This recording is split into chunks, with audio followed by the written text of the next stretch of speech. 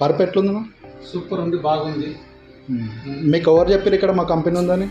నేను పూర్తిగా చూసిన బాబు. సర్వీస్ అదంతా మంచిగా ఉందా? మంచిగా ఉంది. నేను ఇంకా ఆల్రెడీ ఒక 3 మంత్స్ సర్వే చేస్తున్నా.